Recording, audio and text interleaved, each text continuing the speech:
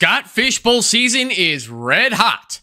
Tonight is July 7th, and we are running our final Scott Fishbowl mock draft for the year. We're going to make this one count before moving on to a variety of redraft mocks. I'll also be giving an update on my Scott Fishbowl team as it stands right now. Coming to you live on Optimus Fantasy, this is Monday Night Mock Drafts with Evan.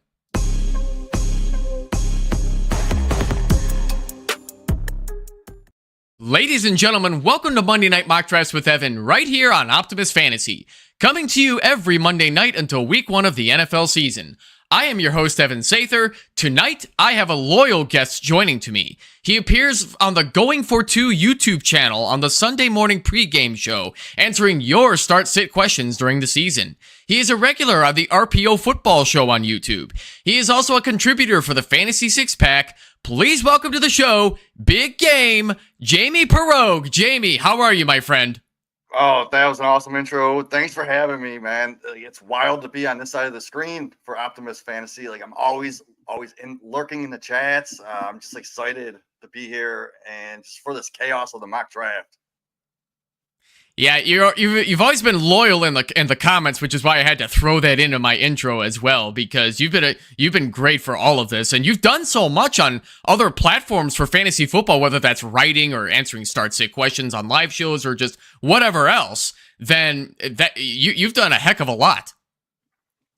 Yeah, I started about 4 years ago. Just kept going with it, and I love doing it. I love fantasy football. That's my passion, and I'm just here to help. Yeah, so the start-sit show during the season, that's usually the more simpler stuff that, I guess simpler, I guess according to us, just because the vast majority of fantasy football questions mid-season are usually the this or that stuff, X or Y, like which player. You may not necessarily know what they're trying to do with that decision, but so being that I'm guessing that's the vast majority of the questions you get, how do you like doing that on the Sunday mornings? How satisfying is that for you, as you mentioned that this is your passion? Yeah, I love doing it. I love helping people out. Even before I did the show, I have a Facebook group with over 40,000 people, and I always did a start-sit thread for them. So I would just post it up there, and I would get all the comments. I would go through Saturday night and just answer every single one of the comments. Sometimes it got up to 100, 200 comments, and people just kept telling me how they appreciate my advice. And I wouldn't just give a name of the person to start. I would give a detailed description on why I think they should start that person. That's especially helpful, too. I know a lot of folks are also looking for that as well, just because they might be stuck between two guys that are really close in the rankings, and they really need to know that why, whether that's weather, matchup, or just they woke up on the wrong side of the bed that morning. You never know, right? Yep, exactly. So you're also doing the RPO football show. It looks like you're doing a variety of live shows as often as those go. What else can you tell us about those live shows as well? What you're able to contribute for those? For the live shows, we don't do too many of them, but I just love interacting with the chat as I'm doing the show. But Mondays, or every other Monday now, I put out a show called Chew on This. It's with my co-host, Chew Russell, Father Dynasty. And we got Steve and Mace. They put out a bunch of the IDP episodes, and I'll hop on with them once in a while. But yeah, no, I love doing the RPO, and it's been great. If I'm not mistaken, Jamie, I believe Mace has joined us in the mock drafts a few times, so I know he's a real one. Yeah, Mace is awesome.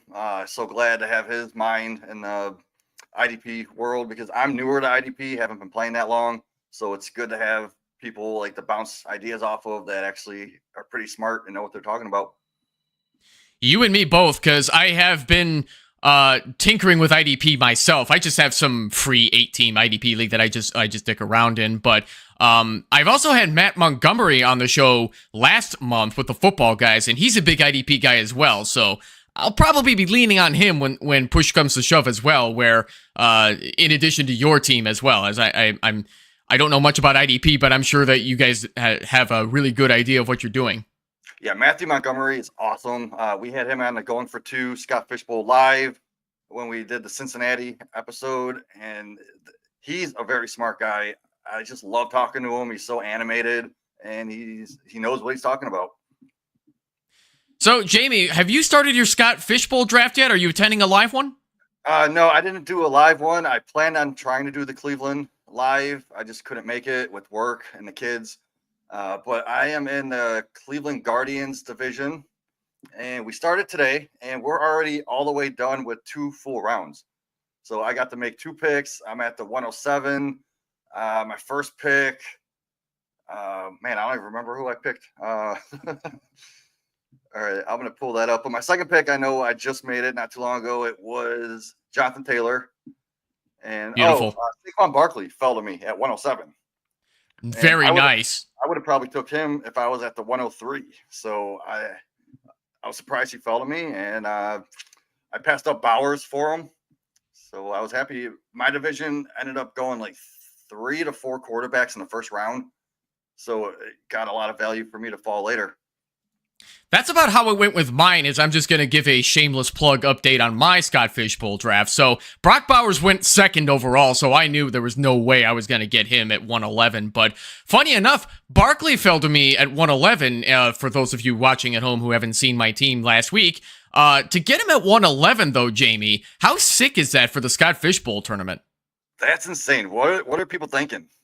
I guess you'd have to ask my league. I'm pretty sure he was like number 1 in points per game last year in this scoring format. He was like top 3 overall. So I don't know what people are thinking.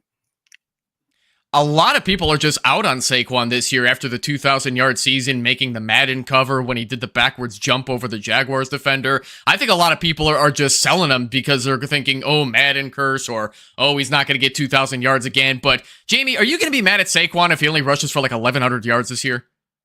If I took him that early, maybe. But I still love him, man. They didn't really bring in anyone, right? A.J. Dillon, whip-de-doo. They got rid of Gainwell, right? So it's Barkley, Shipley, and that's it. And they got the best offensive line in the game. So I'm not worried about him not hitting another 2,000 yards. Yeah, getting 1,300 yards is still going to be better than probably almost all the running backs anyway. Exactly, yeah. So we'll just go over the rules real quick, just in case you don't know by now. And this is the final Scott Fishbowl mock I'm going to be running this season. But so we've got the IDP scoring this year instead of the return yards. So with Travis Hunter in mind, it's sacks, safeties, interceptions, so just all the IDP categories that you can get points in. So Jamie, in your league, I have not seen Travis Hunter go for anything earlier than 3rd round, which was in my league. He went at the 309 in my league. Did Travis Hunter get taken yet in yours? Not yet. And if he falls to me in the 3rd, I'm still not taking him. It's just, I know he's a super fun talent, but right now, like, this seems like a volume-based scoring system, right? And it's going to punish part-timers, and his snap share could swing based on the game script. So we just don't know what his time is going to be split on offense and defense. Like, what if he's on defense and he's a shutdown corner, right? It's not going to help that IDP scoring. Like, it's too volatile for me. So I'm staying away unless I can get him in maybe the 4th round. I'll look at him. But if he falls to the 5th, that should be a pretty easy smash for me. Yeah, that's roughly where he's been falling. I did the Chicago live draft 8 days ago, and that's about where Hunter was falling in pretty much most drafts. I guess in a way he went early in mine, just going in the 3rd round, but I guess that depends on how much confidence you have in a rookie playing 2 ways. Yeah, I've seen him go as early as like top 5, I think. I'm pretty sure it was a real Scott Fishbowl, not even a mock, but I do see him go early once in a while. So, Jamie, I don't think I'll be keeping the people waiting too long for the draft. Are you ready, good sir? Oh, yes. Let me bring it up. I'm in. All right, I'm going to go ahead and click start. And I should probably remember to turn down the volume. That's real unprofessional of me. Sorry about that. So we're going to get this started with Pocket Dogs, who has the first pick. We will see where they go. I would be surprised if it was Well, then again, I guess nothing would surprise me. It's Scott Fishbowl, but yeah, Bijan Robinson going 101, that's a pretty safe pick. It's either been between Bijan or Chase. Jamie, can you think of any other reason to not go with one of those guys, like maybe Trey McBride or Brock Bowers, for example? I could see McBride or Bowers go, but I think they should be more like the 4th, 5th, 6th pick. So I'm pretty sure Bowers and McBride were both top 7 in this scoring format last year. So I wouldn't fault someone for going with one of them earlier. But I wouldn't go with the first 2 picks. It's got to be Bijan. It's got to be Chase. Yeah, I can't see another reason to not take one of those guys so far. Ultimately, I would definitely want to play it safe in the first round, but there are folks that will go bold in the first round of their draft. The guy in front of me at 110, I don't know if you guys caught that with my Scott Fishbowl draft as it's going so far. He took all running backs.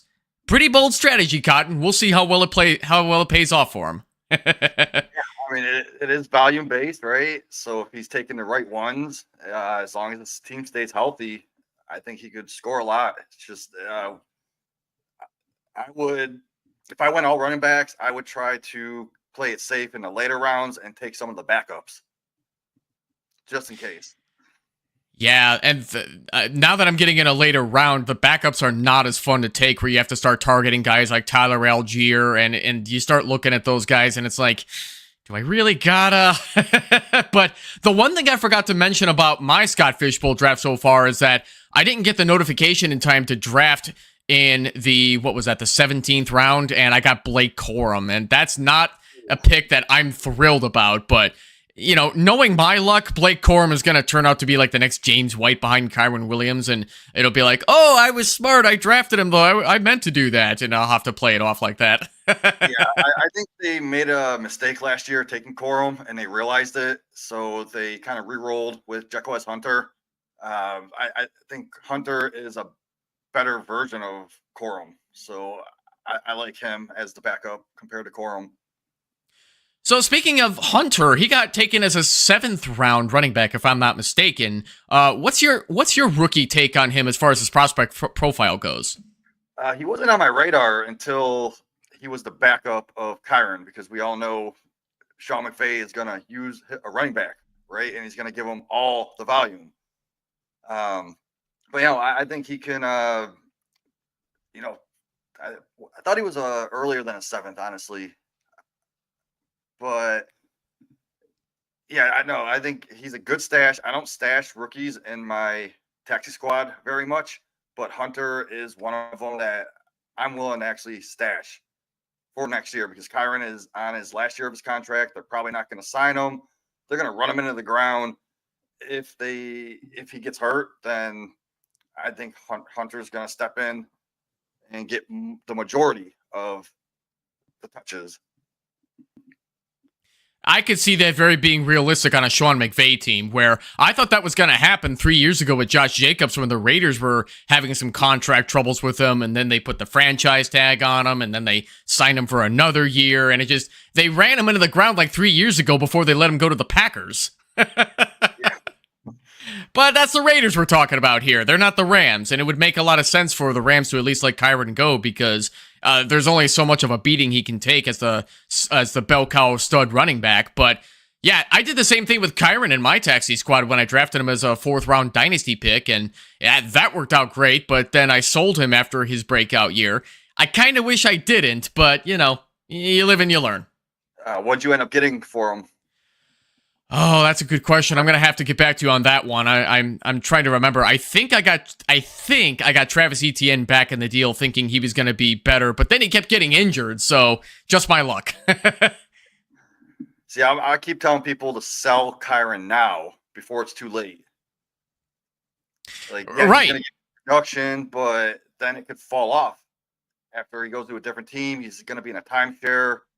His body's gonna be beat up after 3 years of 80+% of carries. So I want to get as much as I can out of him. I think you could get like a mid-first round for him right now.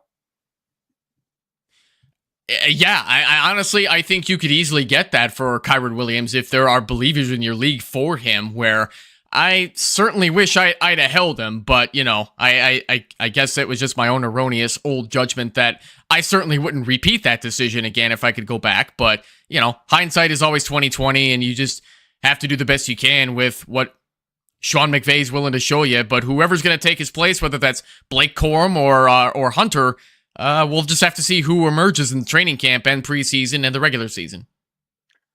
Yep, but I always do that too. So when there's a running back I don't truly believe in, and he breaks out, I'll try to get as much value out of him as possible. So with the third round reversal, you haven't hit that. You haven't hit that yet in your Scott Fishbowl league. Am I correct? No, I think we're just finishing up the second round, and it might be the first pick of the third round right now. Okay, yeah, so that's where stuff is going to get really interesting for your league. So you're in the middle anyway, so unfortunately third round reversal doesn't really benefit you. Well, that's why I chose it. I would want something between the 5th and the 7th pick, just because it doesn't really affect the third round reversal. And then I also don't have to reach on players as much as if I was at the end. I can just let the draft board fall to me and just grab value. And that's how I usually play the third round reversal. Yeah, you can say that again. I got Kittle. I believe I forgot to bring this up as well, but I got Kittle in the. I believe it was the. Gosh, when did I get Kittle? Actually, that's a good question. I think I got him in the 6th round, if I'm not mistaken. He fell so low in my Scott Fishbowl draft. I don't know if anybody's going to do that again in any of these other drafts, but hey, I'm all in on Kittle this year. What do you think about George Kittle's value this year across all formats, as he's been usually considered a hot and cold receiver just based on how Kyle Shanahan runs his offense, where Kittle doesn't get the ball sometimes, Ayuk doesn't get the ball sometimes. What do you think of Kittle this year? I think he's going to smash, because you got to remember last year he did outscore Bowers and McBride on a per game basis, but it's his injuries that I'm worried about. Staying healthy, because he's always on the injury report list his whole career. Even if he doesn't miss the games, he's still on the injury report list. But with Debo moving on and Ayuk actually not going to be healthy for the first half of the season, I think they have to use Kittle even more. So I love Kittle. I think he's going to be in that tight end 1, tight end 2 territory, like with the Bowers and McBride. So I love waiting on tight end in my drafts and let people take Bowers and McBride early, and then I'll grab Kittle later on in the draft.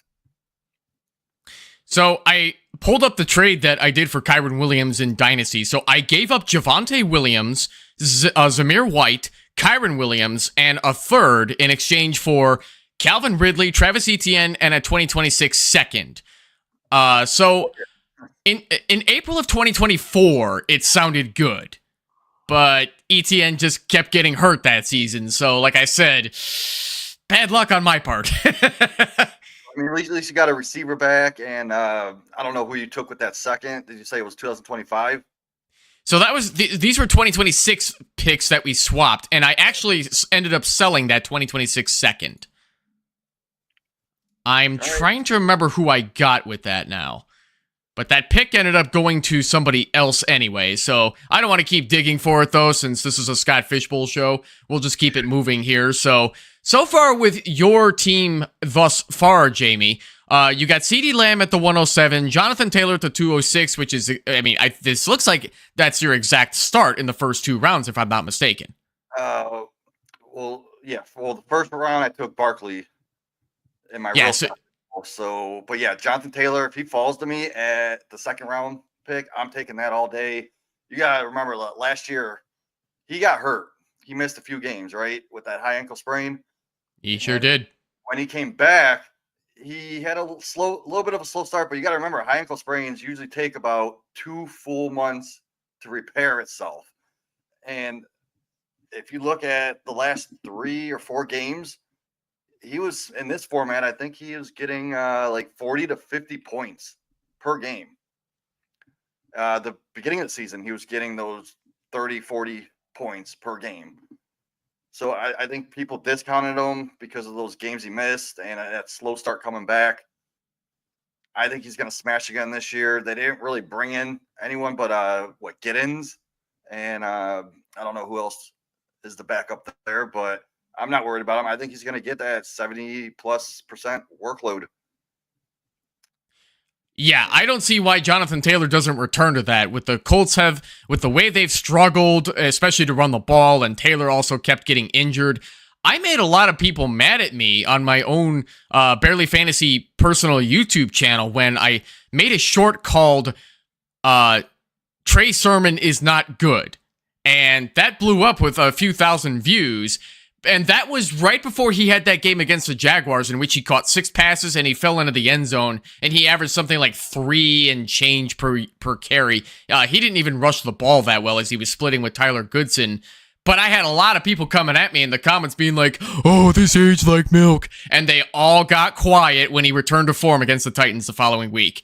Yeah. So the backups to Jonathan Taylor, I don't know if I'm supposed to be impressed with DJ Giddens, but I guess only time will tell. They also got Khalil Herbert, who's pretty much a shell of his former self at this point. Yeah, I'm not a fan of Herbert. I sold him in my rookie draft. I don't remember. I think it was a 3rd or 4th rounder just because I was going to drop him anyway. So I was like, why not try to get something out of it? That was the best possible thing you could have done with Khalil Herbert now that he's got practically 0 dynasty value remaining. Exactly. Yep. And then it was to the Jonathan Taylor owner. So what I was doing, and I looked and see who had Jonathan Taylor. I offered him to pick, and I can't remember who I got. One of the rookies. I might have took like Woody Marks or something like that. But yeah, it's funny Trey Sermon though, because I remember I drafted him once in a rookie draft, and after I drafted him, I traded Sermon and Mostert and my 3rd round pick, and I got Jamar Chase. Wow. Jamar Chase was at the time where people were like, "Oh, he can't catch. He drops balls," so people were kind of fading him. His rookie year, there was talk that he couldn't see the white lines on the football because apparently he was too used to that in college, and people took that quote so seriously. Everybody was fading him. And then Jamar Chase also had a contract dispute at the beginning of last season, so people thought he was going to hold out. I drafted him in several leagues, and man, did that pay off. I took 2nd in the league where he fell so much. Yeah, I was getting him in the like 5th, 6th pick sometimes. Yeah, that's crazy how low he fell, and the fact that you got him with such a lopsided trade. Ooh, robbery, yeah. My man. I remember at the time it was the 49ers backfield, right? Those were the 2 starters, Mostert and Sermon, and Sermon was getting that huge hype. So I took advantage of it and made the trade. Yeah, I'm pretty sure he was going in like the early 2nd round of rookie drafts, and Chase was going mid 1st. So, Jamie, I like this start you have going as well. First of all, congratulations on getting Saquon at 107. That's still a heck of a deal. And then you follow that up with Jonathan Taylor, which is also great value in the 2nd round. I won't ask you what you're planning on doing with the rest of your picks to not give away, no competitive advantage for the rest of your league, but if this were the real start that you had in the first 5 rounds where you get 3 great running backs, you got your stud wide receiver, and now you have your first quarterback, are you happy with this first 5 with this Ultraflex format? I am. Yeah, because volume is king, obviously, and Taylor, Kamara. I think Walker is being underlooked right now because they're going to be running that zone scheme offense. And I think Taylor fits that very well. And as long as he can stay healthy, I think he's going to smash. Charbonnet, I don't think he fits that kind of offensive running scheme as much. So I think Walker is going to be used more and more as the season goes on, as long as he can stay healthy. Murray, I kind of regret that pick, but I was looking at like a rushing type quarterback. I would have took Justin Fields, got sniped. So I had to pivot. And there is one player I probably would have took over Murray, and I'm hoping he falls to me in the 6th round. So, speaking of Justin Fields, Zion Penumbra brings up that drafting Justin Fields in the 5th round is such a steal. For this particular format, I have seen Fields go that early at the Chicago Live draft as well. And if not, then it's definitely before round 10. Like, Justin Fields is getting a lot of crazy high value in these drafts just because of his, I guess I was just about to say triple threat, but I can't think of the third thing that he does really well. I have yet to see him catch a pass, but we know he runs the ball really well, and he's not a bad passer either, contrary to how a lot of haters feel about him. So Justin Fields has Garrett Wilson and basically Mason Taylor as his second receiver, and then Breece Hall to take some pressure off of him so he doesn't have to run the ball so much. Are you okay with this Jets offense as it looks right now? For fantasy football, yeah. Give me Justin Fields, give me Breece, give me Mason Taylor even. But for real football, no. I don't think it's going to hold up that well winning actual NFL games. Justin Fields, in my eyes, I think he's a top 8, top 10 quarterback in league. So I'm getting him outside of the top 10 in most of my other drafts. And I'm not sure how. Let's see. He went 1, 2, 3, 4, 8th quarterback off the board. So yeah, like that's right around where I have him ranked, and I'd be happy taking him as the 8th quarterback off the board, especially in this format. Oh, definitely. And Lou Brunson has heard that Justin Fields' banana bread is phenomenal, so that's probably the third thing that I meant to mention. And Lou, we're going to go with that because I can't think of what I was going to say otherwise. So Kelsey did not make it back to me. That was the one guy. I think he's going to get back up into that top tier tight end. He's been focusing more on football, kind of putting his boyfriend Taylor Swift to the side while he's going to make a big, huge splash to go out on top. Totally. So the value of tight ends, especially with the 2.5 PPR in sleeper and the bonuses that come along with it. I love me some reception bonuses as well. Being that you don't tend to see tight ends in regular formats average more than about... I'll let you make this next pick before I finish that question, though. Yeah, I have no idea where I'm going with this one. All right. 10 seconds, less than that. There we go. I got it. Beautiful, Courtland Sutton. I love me some Courtland Sutton in as a wide receiver 2 value. But before we get to Sutton, I'll finish the last question I was going to ask you. So, roughly every year, the top 10 tight ends are usually the ones that average 10 fantasy points per game. So, with the way that tight ends are being valued in this Ultraflex and bonus points per reception, do you care to value tight ends higher than where they're going right now in this mock draft? I think they're going appropriately where they're at right now, because you got to remember Bowers and McBride and even Kittle, they're going to get 6, 7 plus extra points per game with those catches, right? It's when we get down to the, let's say the 12th tight end. I think last year it was Jake Ferguson. He would only get about, I think it was 3.3 extra points in this format. So there is a huge drop off from those top 5, 6 tight ends to the 12th guy. So yeah, after the first 6, 7 go, I'm not really going to reach on any of them just because we don't know. It's hard to rank the tight ends after the top guys. Yeah, definitely. And in Ultraflex, I did not reach on tight end at all because, as you mentioned earlier, volume is king. Give me the guys that I think are going to get the best value for volume with, however many guys I can get based on where they land. Now, I want to get back to your Courtland Sutton pick as well, as Lou Brunson is also a big fan of that pick as well. Courtland Sutton has phenomenal chemistry with Bo Nix, and that's great for Bo Nix considering it's his rookie year. They both have Sean Payton as their head coach. They're throwing the ball pretty well considering their lack of talent at wide receiver aside from Courtland Sutton. I feel like too many people sleep on Courtland Sutton. Do you think he's going to have another big year with the way that he did last year? I'm trying to remember where he finished last year in PPR leagues. I think he was wide receiver 10. Yeah, either 10 to 15, somewhere between 10 to 15.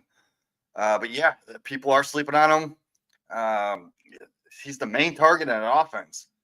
They just drafted a rookie. They're not going to throw a rookie in and take away targets from Sutton. Marvin Mims, I'm not scared of Marvin Mims. Like, yeah, I do like Marvin Mims in the like best ball formats later in the draft, but there's no one else there to take away targets from Sutton. So I just think he's going to keep increasing and be that top 10 to 15 type of wide receiver, but you're getting him at a massive discount. Yeah, definitely. And as much as I love Marvin Mims as a sleeper pick in Dynasty, I wouldn't expect him to hit every single week either, but there really isn't anybody strong behind him as the wide receiver too. And I was talking about this with Amrith when I had him on a few weeks ago. Pat Bryant is coming out of the University of Illinois as a slant route specialist with a pretty decently big body build. I don't know if he's the exact same size as Michael Thomas was, but there's a lot of hype behind him as a potential second wide receiver. But being a later round wide receiver, I'm not sure if I'm ready to pay up to go get a Pat Bryant. What do you have any opinions on him, Jamie? And what do you see? Where do you see him fitting in with this Denver offense? I think it's more of the future. So next year, to like 2026 and beyond, like they compared him to Michael Thomas, I believe. Yes. Yeah. So yeah, and I mean, if that's the case, I've been taking Brian Thomas not Brian, Pat Bryant in the third rounds of my rookie draft, and I'll just stash him on my taxi squad. And even in best ball formats, if I can get him later on, I forgot what round I took him in, but there was one of the hosts of the show I was doing just dogged my Pat Bryant pick, but I thought it was late enough to where it really doesn't affect the team as long as he can hit the lineup maybe once or twice during the season in the best ball format. Like, I thought it was a good value. Yeah, I don't think I'll be spending any of my rookie picks in my Dynasty rookie draft. Mine's coming up at the end of July. Mine's pretty late compared to a lot of other Dynasty leagues, but I don't plan on spending a draft pick on him. But if I can get him for free afterwards, I'll gladly stash him in a taxi squad spot and hope for the best. And if we start calling him Pat Thomas, then so be it. That's kind of an honor to have with excelling at slant routes, where, you know, Michael Thomas took the whole slant boy insult as if that's a bad thing to excel at slant routes. It's a great way to get open to catch the football for being an easy possession receiver. Yeah, especially in PPR formats where you're getting that extra points. Absolutely, because I can't imagine playing in anything that doesn't have any value to get receptions. Like, I've never played in a standard league. I don't know about you. Back in like 2007 was the last one I think I played in, maybe 2008. Well, everything after that was PPR. We're not here to... Sorry, go ahead. I hear people still play in standard leagues, which is insane to me. Yeah, and hey, we're not here to get down on anybody who still plays in standard leagues. You guys do you, if that's your thing. So Zion Perumba mentioned he was tempted to not go Ingram and instead go Caleb Johnson, but with, you know, the points per catch at half a point, not too many elite upside tight ends left, and I fully agree with that as well. I have Evan Ingram as my tight end 5 this year in my in my draft rankings, where Evan Ingram, I think, is getting slept on too much. The Denver Broncos have not had a great tight end since Julius Thomas. Do you think Evan Ingram is going to fit in great on the Broncos offense, Jamie? Yeah, he profiles as that Joker role type that Sean Payton used in the past with Jimmy Graham. So I could see a top 5 season from him. If he would have took Caleb Johnson instead of Ingram, I would have took Evan Ingram. I'd rather have Evan Ingram over Caleb Johnson, especially in this format. Yeah, I fully agree with you. I do too. Speaking of Caleb Johnson in the Steelers' backfield, I do not expect any rookie running backs except for Quinshon Judkins and Ashton Genty to get immediate starter, possible bell cow role work right away, where all the other great rookie running backs that we're seeing with high prospect profiles, I'm expecting them to share the backfield with another running back until they prove they can handle a larger role. Do you think Caleb Johnson is going to get a bigger role than Najee Harris ever got, or is Jaylen Warren still going to be the change of pace pass catcher behind him? No, it's going to be Jaylen Warren getting the change of pace. Caleb Johnson is just going to step in to Najee's role, which isn't a bad thing because he was getting at least 55% of the snaps, right? And if Caleb Johnson gets that, he's fresh. he's young, he's hungry.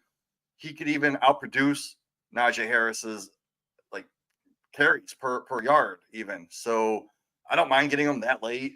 I'm not a Steelers fan, but you got to respect the running backs in that backfield. They're always going to put up some kind of a number.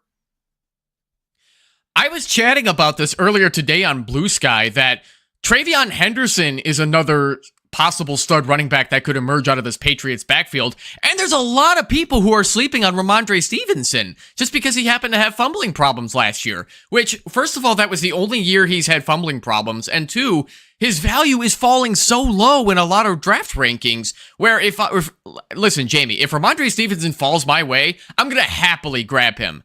I don't expect him to be like my top 2 running backs, but I would love to get me some shares of Ramondre Stevenson this season. What do you think of the Patriots backfield? Are you in agreement with me on that, or do you see something else?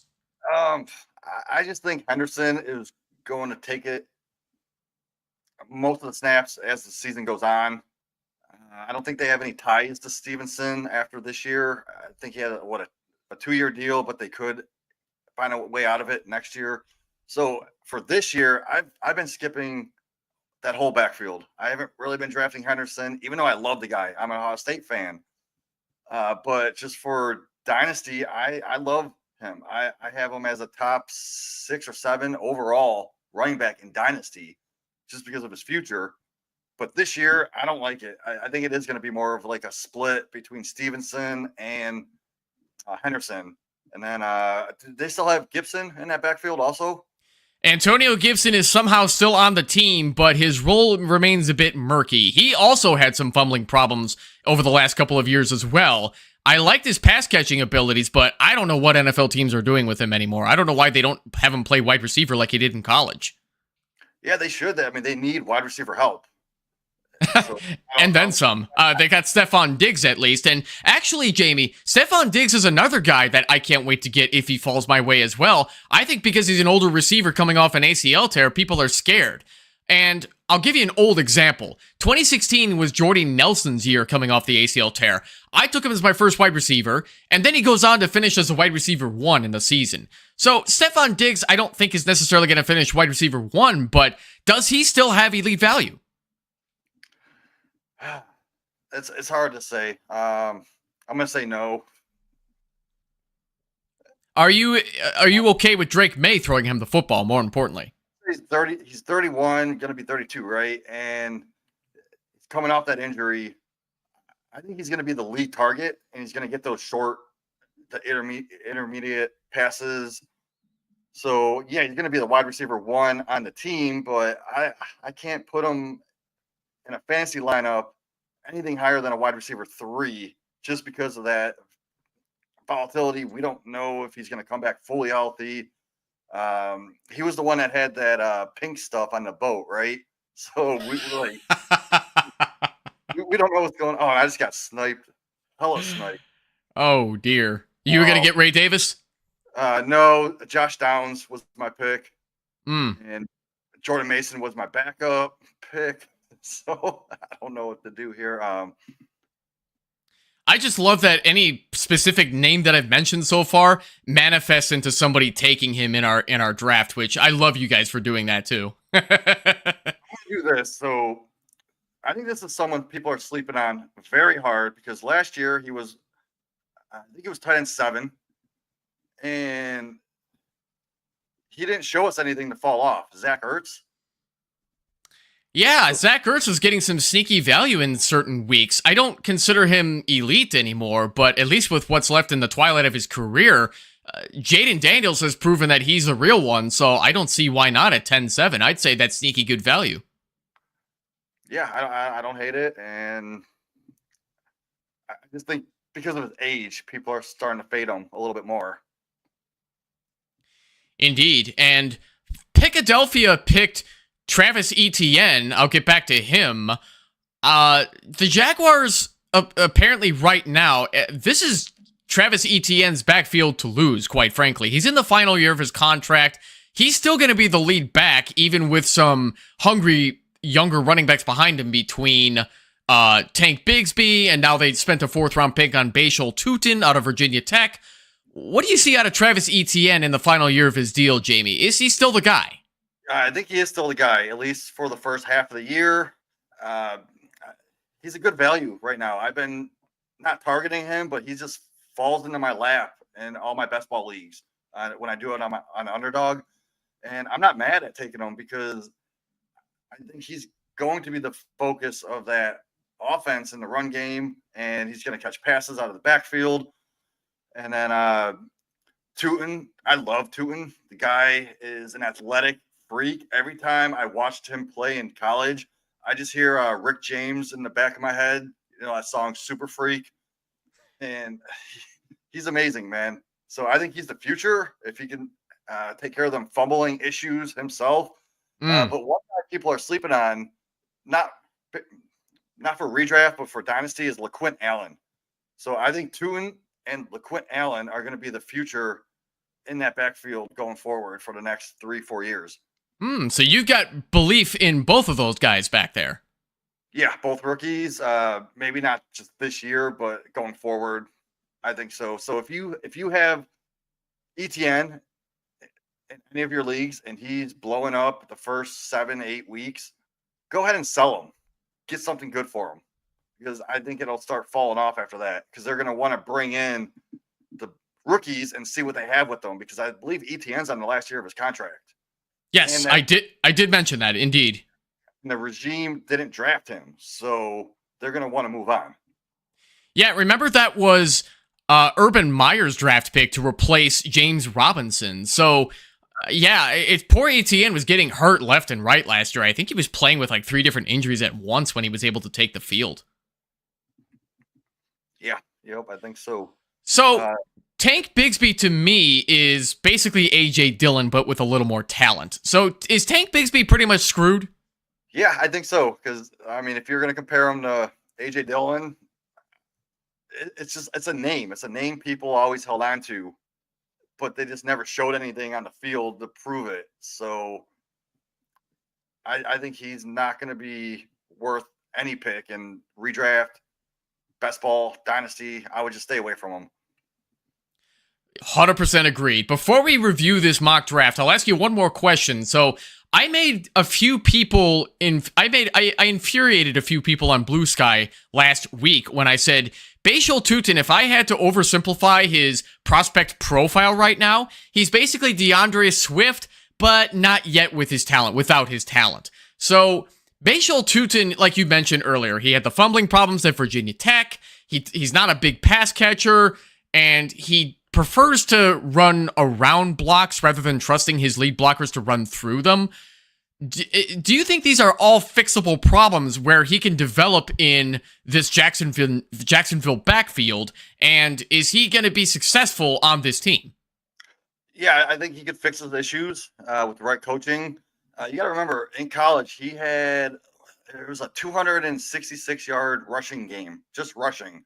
Like, he actually left Virginia Tech with 2 single-game rushing records for that college.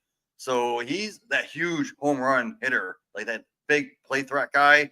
Like, he knows how to read defenses very well. From what I saw, like he'll hit the hole quickly, and he's just got that like huge long speed that you're not going to be able to catch up with him. I think he's got good hands. He's effective in the passing game, and he's actually more effective on the goal line than people think. So just the way Tootin runs, he makes it look effortless. Like, looks so easy for him. And if he can translate that to the next level in the NFL, I think he's going to be somewhat of a superstar. Like, think CJ Spiller or Jamal Charles, right? Now, if he's not going to hit them, but you also got to think of, like, there's an Elijah Mitchell type or a Pierre Strong. If he can get somewhere in the middle of the like Spiller and Jamal Charles and the Elijah Mitchell, Pierre Strong type running back, I think he's going to be a value. Yeah, no, I definitely agree. And we'll have to see what LaQuint Allen shows in training camp and preseason as well to see if he actually can cut the mustard and make the roster spot for this team. They have Chad Morton as their running backs coach, and he was the Bears running backs coach last year who worked with DeAndre Swift, so he was decent at the job. I didn't think the running game was spectacular, but Swift did the best he could behind a terrible offensive line. So we'll have to see how well they do down there. Yeah. Speaking of the Bears, I got my Roshan Johnson jersey on, guys. Oh, So, baby. love my guy. I think he's gonna smash this year. I was disappointed I couldn't get him in this draft because we only did 11 rounds. Yeah. Let me get back to you about Roshan, though. I'll ask you what I ask everybody who comes on the show after the mock draft completes. Whose start to their Scott Fishbowl team do you like most? Oh, let me check real quick. Well, I obviously like my start here. So, Yeah, let's take a look at what you did first before we look at anybody else's. So, CeeDee Lamb, Jonathan Taylor, and then you got some great value out of Alvin Kamara and Ken Walker. First quarterback is Kyler Murray, and then some incredible value with Cortland Sutton, Caleb Johnson as your fourth running back. Beautiful. Jawan Jennings, Khalil Shakir, which are two wide receivers that don't get the love they deserve sometimes, even though I'm not a big fan of Jennings myself. Zach Ertz as your first tight end, and then Trevor Lawrence as your second quarterback. So, take us through the rest of this team. Where do you see value that I think a lot of people might not? Khalil Shakir he's going to be the number one wide receiver on the Bills. He's going to be playing the slot, so he'll get those first downs, especially in this format. That's what you want. He's going to lead the team in receptions. Like, I'm not afraid of Keon Coleman. I think Coleman might step up a little bit this year, but nothing that's going to take away from Shakur. I know they picked up Elijah Moore, who could play a similar role, but I think they just brought him in to play maybe like a 4 wide receiver set, or in case Khalil Shakur gets hurt. So I love my value on Shakur, and I love my value on Jennings because, like I said, with Ayuk getting injured last year, not going to come back fully healthy. It might take him until week 8 or 9, even just to get his footing, right? Who else are you going to throw the ball to besides Kittle? It's going to be Jennings. So I love my value on Jennings. What I hate about what you just said, Jamie, is that you're probably right about Juwan Jennings, and I've been in denial about that because Ricky Pearsall was a first-round pick last year before he got shot, and we're all, don't get me wrong, we're all happy he's better, but being that they spent a first-round pick on the guy, I'm thinking they're going to want to see who they have in him too, which could affect Juwan Jennings' volume. So with the other wide receivers that they have on that team, which is not really a whole lot of spectacular depth aside from Ayuk, do you see Jennings still holding steady with every week fantasy volume? I do. He got massive targets last year, over 100 catches, right? So let me ask you this. So if you're worried about Jennings and because of the Pearsall thing with the first round, are you worried about Ladd McConkey because they took Quinshon or QJ? Well, different situation because Quentin Johnston he was given the opportunities to be the number one guy, but just could not pull down the football. I had a bad case of the dropsies in his first couple of years. And don't get me wrong, I don't think he's a terrible wide receiver, but he's had his chance and he hasn't really shown that he can be a top guy, in addition to the great chemistry that Ladd McConkey's already built with Justin Herbert. So yeah, no, I don't think Quentin Johnston has a similar path to Ricky Pearsall. Yeah, well, Pearsall last year, I mean, what was he, wide receiver 70? So I could see him taking a step forward. Maybe he hits the top 50, between 40 to 50.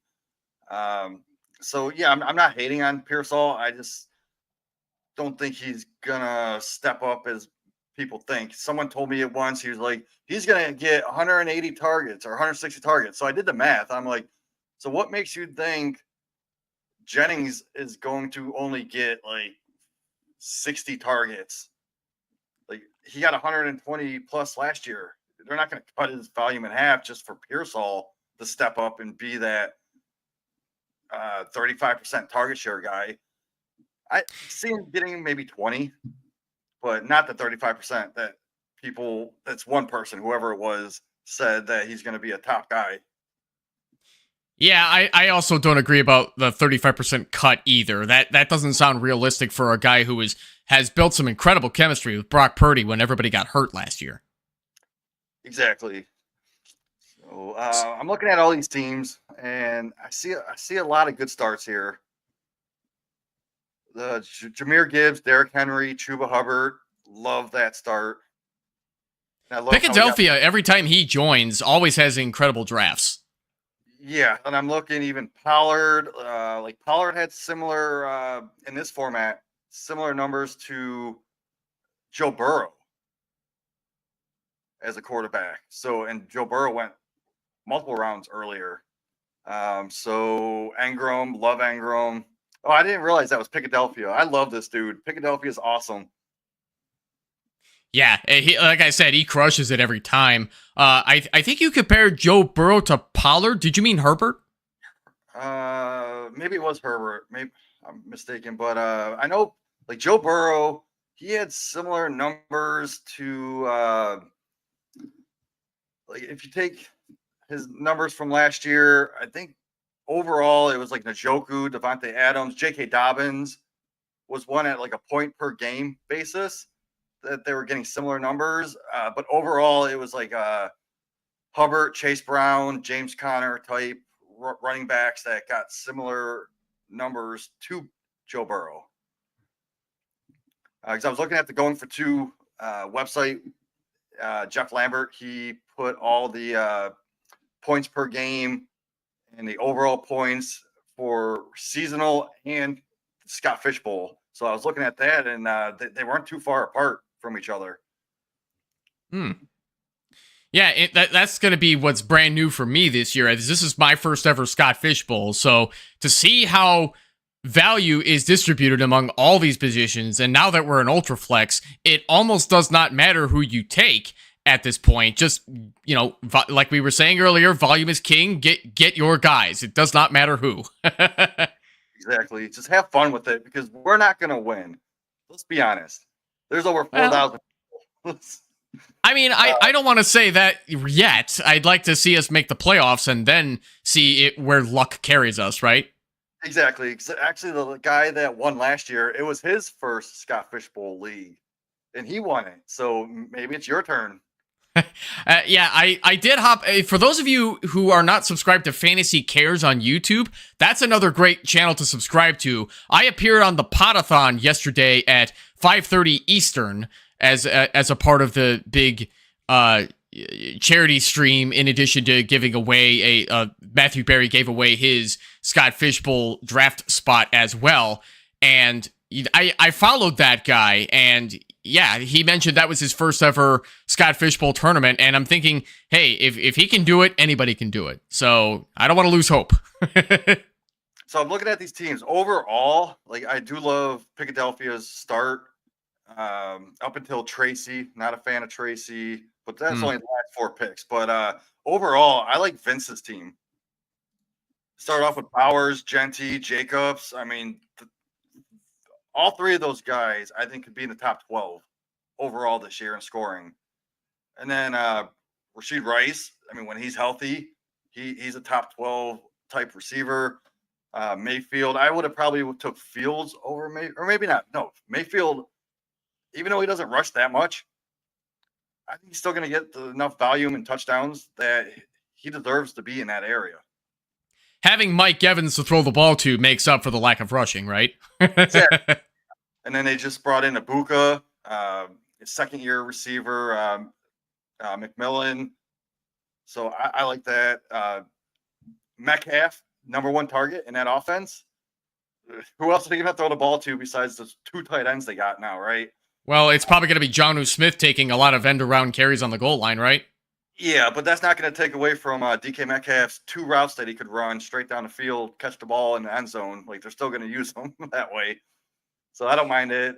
Zay Flowers, number 1 receiver, number 1 even target on his team, and you're getting him in the 7th round. That's insane. And Lamar Jackson had a bunch of career highs in throwing last year, too, and Zay Flowers was a huge beneficiary. Mm-hmm. And then even Dak, I can see a good comeback from Dak. You know, he'll have some rushing upside, and they just brought in Pickens. That's going to help him even more. So I do love that Dak value. I was looking at him. And then Godwin, I mean, you got the stack, Mayfield and Godwin, right? Godwin was the number 1 or number 2 wide receiver the first 6 weeks before he got hurt. So if he comes back to even half of that, you're going to love that value right there in the 8th round or 9th round. One critique I have is Brandon Ayuk, because you're taking him in your starting lineup, right? So you're going to get a big fat 0 for the first 8 weeks or whatever he's out. And the playoffs start week 12, right? So you're only going to be able to play him to try to get into the playoffs for a few weeks after he comes back. So I'm staying away from Ayuk in every single one of my leagues because I just keep seeing him going way too early. Yeah, I suppose it's hard to ignore the talent of a Brandon Ayuk, despite the fact that he won't be ready to go right away. But, I mean, to fall to the 10-9, and as long as you draft value guys for the rest of your team with the remaining 11 picks, assuming that this is a real Scott Fishbowl draft, and having Godwin, Flowers, Metcalf, and Rice ahead of them, are you really that worried about not having Ayuk for that long, though? Because I'm not. I mean, if you can get a replaceable player, like say if Jaden Reed falls to you, I'm looking who's left. There's not many people that could fall to you. Maybe take a Burden, but I mean, a rookie coming in with a lot of target competition. I don't know if Bateman, he's more of that boom, player that you don't want unless it is a best ball, but you already have Flowers. Right. So I don't know who you would take after this point to give him maybe a Rashad White. Hunter Henry, yeah, or an Auden. I can see that. Mm-hmm. Strange, Mason Taylor. So if you grab one of them tight ends, I could see maybe replacing him. Tillman would be a good one. Roschon Johnson. I mean, you can't go wrong with Roschon Johnson, right? Yeah, you are wearing his jersey, and I'll ask you one more question as well. So I told you we'll get back to the Roschon Johnson part. So Roschon Johnson, I'm a Chicago Bears fan, in case those of you listening for the first time may not know. I do not believe Roschon Johnson has a secure future in Chicago. I think he will not be re-signed by this team. I loved him coming out of Texas as Bijan Robinson's backup, but the Chicago Bears pretty much ruined his development just with how bad the offensive coaches were in his earliest parts of his career. I mean, I might be a sucker for saying that it's too late when he could very well be better this year, but based on the way DeAndre Swift offers more as far as agility and pass catching goes, I can't see Roschon overtaking DeAndre Swift as far as volume goes, except for like maybe goal line formations. But Jamie, do you agree with me, the Bears fan, on that? Is Roschon going to have any good value this year? I think he is, because if you are right, they did kind of ruin him. They didn't use him the way he should. His first game of his rookie season, I think he had like 33% of the snap share. He was running back 8 on that week. So he does have those touchdown potentials. He does know how to block, so that could get him on the field. And like he's going to get the goal line touches. We saw it last year. So on a points per opportunity basis, last year Roschon was running back 10. And then he also, I looked at it, he had the number 1 defenders in the box against him out of all the running backs because he got a lot of goal line work, right? So I think he's still going to get that goal line work. They improved the offense, so that's going to mean more goal line work for him. And if something does happen to Swift, where he does get hurt for a week or two, hopefully Roschon's healthy at that time, and he could step in and get like a 60%, 70% snap share. And if he does, I think he could be a top 15, top 20 type running back on a weekly basis, just with his skill set. Gosh, I hope you're right, because we need some help in that backfield. I hope Ben Johnson can save us on that part. Ben Johnson factor too. We saw what he did with Gibbs and Monty, right? Yes, sir. If he implements some kind of a similar duo with Roschon and Swift. I know they got Monungai, but he's not my guy. I'm not a Monungai fan. I think they took him in what, 6th, 7th round. He was a 7th rounder, yeah. So I'm not worried about that guy. Like people are hyping him up over Roschon, and I just don't see it. Yeah, I don't know if I'm ready to put him over Roshan either, but I really, really can't wait to see what he can do in training camp in the preseason to see if he's going to serve any valuable depth this year. And hopefully he's in the right system to develop it in the running game. So we'll just have to hope for the best. So, with that said, Jamie, we're going to start to wrap things up here. Before we do that, let's go over some incredible sponsors who have been doing great things with Optimus, starting with Fast Draft Fantasy. We know you love drafting. After all, it's why you're here. And there's no better place to do it right now than the Fast Draft app. Get in and get out with short drafts you can knock out while you wait at the DMV. The Flex 4 drafts are running hot, and the Origins Gamma contests are only half full. Head over to fastdraft.app and sign up with the promo code Optimus for a $50 deposit match as soon as you finish your first draft. That's 10 free drafts, friends. Head over to fastdraft.app now and get drafting with the promo code Optimus. Also, the Fantasy Football Expo will be here before you know it, and we've got you covered. The Fantasy Football Expo is a great chance to meet your favorite analysts from around the industry, participate in meet and greet sessions, watch live industry drafts, and get to hang out with a bunch of fantasy football fanatics for an entire weekend at the Pro Football Hall of Fame. Join the Optimus crew in Canton, Ohio, August 8th through 10 for live meet and greets, golf tournaments, cornhole, parties, panels, and more. Head over to the Fantasy Football Expo to get your tickets with our promo codes Optimus-2025 for $10 off the purchase of a gold, silver, or VIP package. Ultimate-Optimus-2025 for $25 off the purchase of the Ultimate Fan Experience. This includes a Friday exclusive meet and greet ticket to get up and close and personal with your favorite fantasy football analysts. Limited number available. Jamie, my man, I am so glad we finally got you on the show. Thank you so much for joining us this evening. It was great. Yeah, I appreciate the invite. Like, I had a blast. I just want to say good luck to everyone in their draft going forward, and may your regrets be few and your reaches be legendary. If Scott Fishbowl's the time to do some reaches. Ladies and gentlemen, this has been another episode of Monday Night Mock Drafts with Evan. Once again, I'd like to thank my guest Jamie Perog for joining us this evening. If you haven't already, subscribe to Going for Two, Fantasy Six Pack, and the RPO Football Show on YouTube after this show ends. Jamie, tell the people what else you have coming up over the next few weeks or months that they should check out. Just my Dynasty podcast every Wednesday at 9:30 Eastern Time at the Fantasy Six Pack. Me and my host Kyle Senra and Raul, we just talk Dynasty. Every other Monday, I put out an RPO. It's called Chew on This with my co-host Chew Russell, Father Dynasty, and hopefully I'll be getting back into the Going for Two. We're going to start our Tuesday cheat sheet coming up soon, and then once the season starts, I'll be doing the start sits every Sunday morning.